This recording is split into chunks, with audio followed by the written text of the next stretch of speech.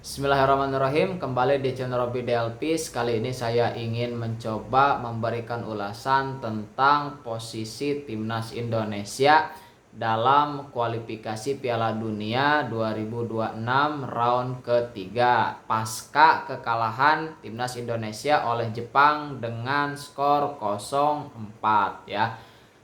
Ini merupakan kekalahan terbesar ya dari 5 pertandingan yang dilakoni oleh timnas Indonesia dalam babak kualifikasi Piala Dunia ini. Sekaligus juga ini merupakan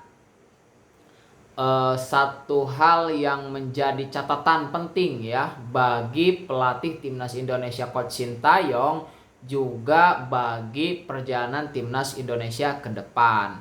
Kenapa saya katakan ini sebagai catatan? Sebab ya pasca kekalahan dari timnas Jepang, Ketua Umum Erick Thohir itu memberikan pertanyaan retoris ya, pertanyaan yang sebetulnya tidak harus dijawab dengan kata-kata, tetapi harus dibuktikan dengan hasil ya yang memuaskan di atas lapangan.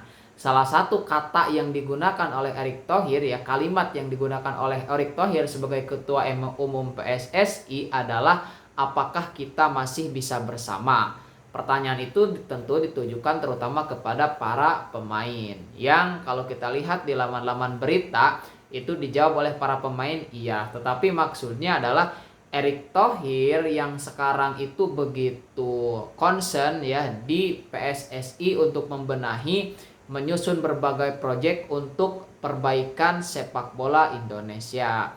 Nah, Erick Thohir merasa mungkin kurang ya, agak menyayangkan ya, walaupun mungkin sudah tertebak bahwa memang timnas Indonesia akan sangat kesulitan menghadapi Jepang, tetapi skor kalah telak ya 0-4 itu tentu tidak diinginkan dan tidak diharapkan oleh semua orang. Apalagi kalau kita lihat fakta di awal pertandingan cukup menjanjikan bagaimana timnas Indonesia mampu menciptakan peluang yang sesungguhnya andai bisa dikonversi menjadi gol, tentu saja permainan akan sedikit berubah, meskipun juga tidak menjamin bahwa timnas Indonesia akan menang. Oke ya. Nah, lalu seperti apa sih sebetulnya perjalanan timnas Indonesia dalam rangka minimalnya memenuhi target yang selama ini dicanangkan, yaitu finish di posisi ketiga ataupun keempat ya.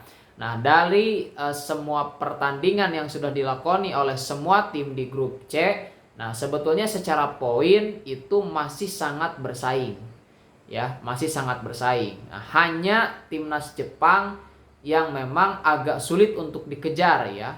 Sulit untuk dikejar karena dominasi permainannya yang luar biasa, plus juga dengan bekal 13 poin sekarang itu, jarak dengan posisi kedua, ketiga maupun keempat itu hampir 7 poin.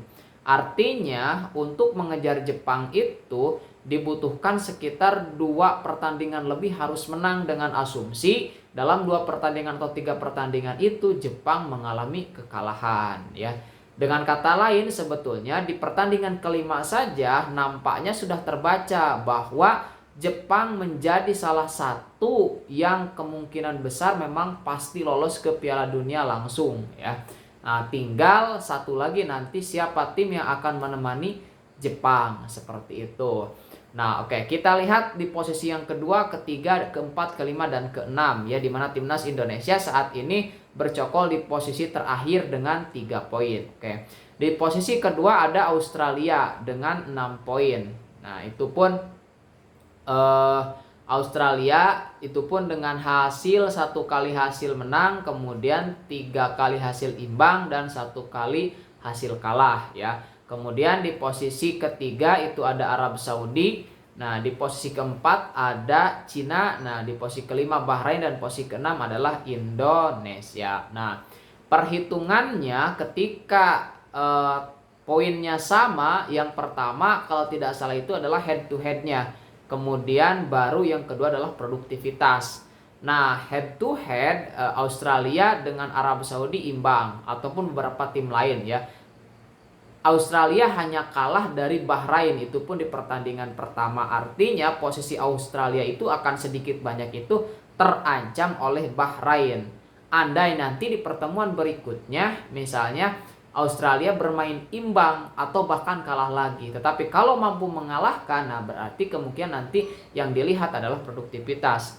Nah, sedangkan Arab Saudi juga sama, bermain dengan timnas Indonesia kemarin berakhir imbang, artinya secara head to head timnas Indonesia masih peluang. Kemudian bermain dengan Bahrain itu juga imbang ya, masih punya peluang. Nah, dengan Cina timnas Indonesia cukup berat ya, karena kemarin kita kalah ya oleh Cina, artinya nanti pertandingan kandang melawan Cina itu harus menang. Seperti itu ya. Ini dengan asumsi kalau poinnya sama. Oke. Nah, target utama dari timnas Indonesia pada mulanya adalah finish di posisi kedua atau ketiga ataupun keempat dengan target 15 poin. Ternyata dari 5 pertandingan hanya mampu menghasilkan 3 poin dan kehilangan banyak poin ya di 2 pertandingan karena kalah dari Jepang dan juga kalah dari Cina ya. Nah, tersisa sekarang itu adalah 5 pertandingan ya. 5 atau 6 pertandingan lagi. Kalau tidak salah 4 ya, 4 pertandingan dengan Australia, nanti di kandang Australia, dengan Jepang nanti di kandang Jepang, kemudian selebihnya adalah home dengan Cina, dengan Bahrain dan juga dengan Arab Saudi nanti pada tanggal 19. Nah, kalau kita lihat targetnya minimal timnas Indonesia harus dapat 9 poin. Kalau 9 poin dari 5 pertandingan berarti asumsinya harus mampu menekan 3 pertandingan. Kalau kita lihat tim yang berada di sana, ya Jepang sulit kita, apalagi nanti kita bermain di Jepang ya. Katakanlah dengan Jepang kita sudah tidak bisa dapat poin ya, katakan kalah. Nah, dengan Australia nanti bermain di Australia itu juga ya berbeda ya, Australia yang kemarin kita tahan imbang dengan Austria yang sekarang gitu. Tetapi peluangnya tetap ada, minimal imbang itu masih bisa memungkinkan. Dengan Arab Saudi, nah ini juga Arab Saudi juga agak berubah lagi dengan pelatih barunya ya, Rene Harpe itu yang dulu pernah menangani juga Arab Saudi selama 4 tahun. Bahkan ketika Piala Dunia 2022 di mana timnas Arab Saudi berhasil mengalahkan Australia. Ini juga permainan Arab Saudi membaik ya.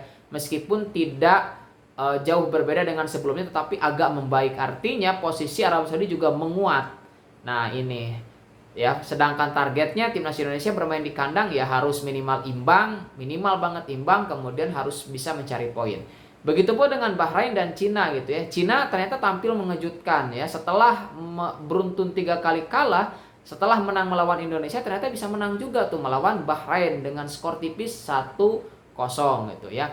Nah, artinya dari 5 pertandingan yang akan dihadapi oleh timnas Indonesia, yang paling memungkinkan mendapatkan poin itu adalah pertandingan timnas Indonesia melawan Arab Saudi tanggal 19. Itu wajib minimal draw. Nah, kalau kalah lagi ya semakin sulit posisi Indonesia. Nah, ya diharapkan bisa menang ya melawan Arab Saudi 1.